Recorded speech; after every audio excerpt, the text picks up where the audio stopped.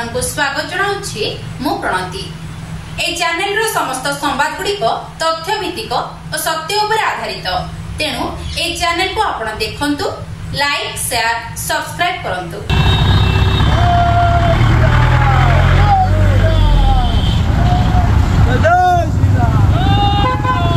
श्रीराम नवमी अवसर में राम मंदिर पीठरू बाहरिला धर्म जागरण यात्रा।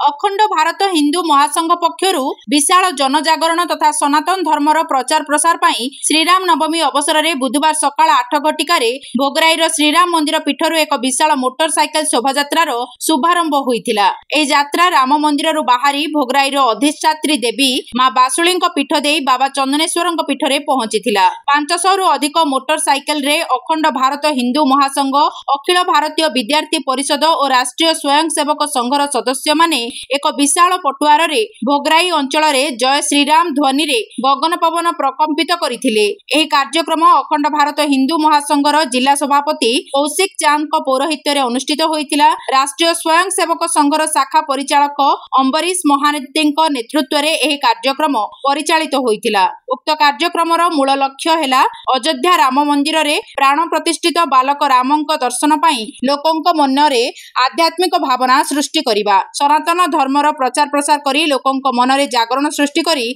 संस्कृति को बंचाई रखिबार एहा एक प्रयास बोली श्री चांद तांको वक्तव्य रे कहिसंती। मो कौशिक चांद अखंड भारत हिंदू महासभा ओडिसा रो सभापति।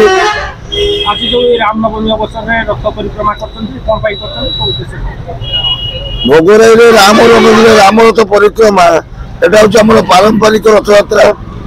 प्रत्येक वर्ष आमे विजयादशमी एवं रामनवमी रे हिंदुत्वर प्रचार प्रसार पाई आमे रथर परिचालना करथाउ।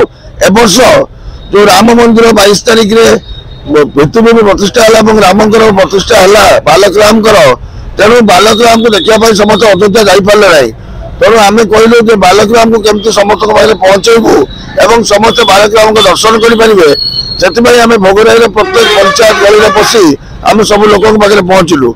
दिन 8 राम मंदिर आरंभ हो चलीचु चंदनेश्वर पारछू। या पदयात्रा अच्छी भोगराई थाना छक पाखे पदयात्रा सरला राम मंदिर जामर उद्यापन हम रैली। बालेश्वर जिला भोगराई भगवान चंद्र बेहरा रिपोर्ट सत्य संधान।